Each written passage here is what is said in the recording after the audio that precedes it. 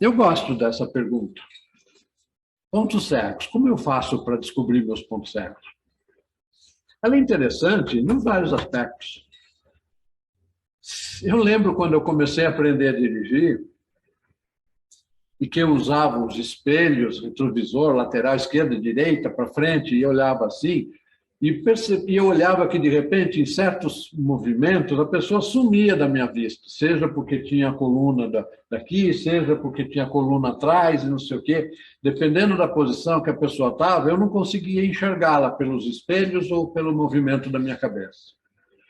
E eu me incomodava com isso. Eu falei, pô, eu preciso ver tudo. Eu estou dirigindo um carro, é perigoso, não sei o quê.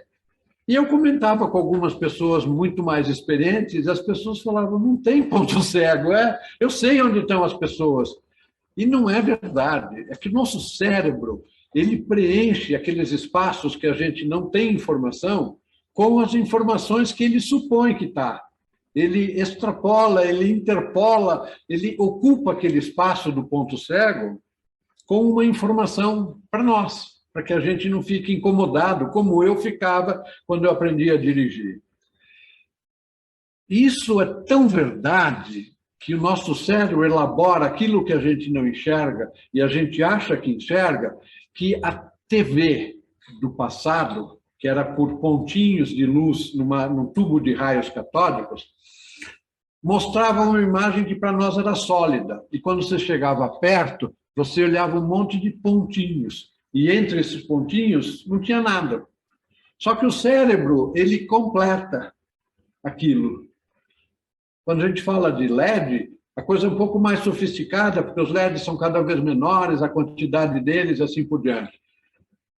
Quando não é o equipamento, quando não é o mundo externo que completa essa informação, é o nosso cérebro. O que eu quero dizer com isso? Que aquilo que nós não vemos, o cérebro ocupa esse espaço de alguma forma, colocando alguma coisa para o nosso entendimento, mas que não é verdade. Então, na verdade, o nosso cérebro, nessa hora, nos engana. Nosso cérebro nos dá uma informação que pode fazer com que a gente tome uma decisão errada e fatal. O que eu quero dizer com isso? Quando você está dirigindo, você vai fazer um movimento à direita e está vindo uma bicicleta ou uma moto pela direita tentando te ultrapassar e está no teu ponto cego, você vai pensar que não tem ninguém e você vai virar o volante. Nessa hora você vai atropelar a moto ou a bicicleta. Esse é um episódio muito comum, numa dinâmica muito simples, de um ponto cego que todo veículo tem. Agora, quando os pontos cegos estão nas nossas relações, quando os pontos cegos estão nos nossos negócios, quando os pontos cegos estão nas nossas decisões, onde as decisões podem ser estratégicas, onde as decisões podem ser operacionais de alto risco. Não, um motorista de ônibus não pode se dar o luxo de bobear num ponto cego e atropelar um monte de gente. Um piloto de avião, um não sei o quê, tem risco. Mas, às vezes, a gente esquece os riscos do negócio. E a gente tem ponto cego. Tem duas abordagens que ajudam a gente a perceber pontos cegos. Eu acabei desenvolvendo muito um aspecto onde eu usava as pessoas no meu relacionamento como espelhos. É uma técnica interessante. Eu vou resumi-la rapidamente, em outro momento a gente fala mais nisso. Eu considerar que aquela provocação, aquela interação que eu tenho com o outro, vai me dar um retorno. E aquele retorno ele está baseado naquilo que o outro percebe. Então, eu posso ter um ponto cego que eu não vejo, mas quando eu provoco o outro e o outro reage, o outro pode estar vendo esse ponto cego e ele me dá indiretamente a informação do ponto cego. Essa é uma abordagem onde eu sou o protagonista e conduzo o processo, mesmo com pessoas despreparadas para me orientarem e ajudarem nos pontos cegos.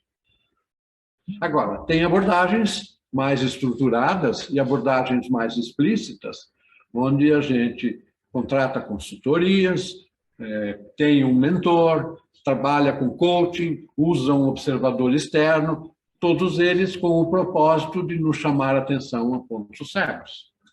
A questão de quando a gente usa pessoas externas para nos chamar a atenção de pontos cegos, as pessoas que a gente considera têm que estar mais preparadas do que a gente para perceber os pontos cegos que eu não estou vendo, porque senão a própria pessoa pode ter aquele ponto como cego para ela.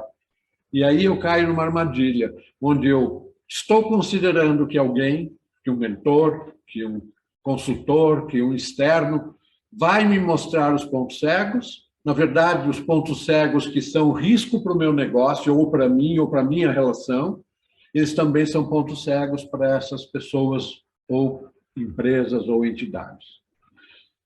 Ponto cego é uma questão extremamente importante, porque é aquela história do exemplo do eu vou virar e eu não vi a moto ou a bicicleta, mas eu tenho que virar porque eu vou virar a esquina lá na frente. A gente tem que criar abordagens para diminuir ou eliminar pontos cegos.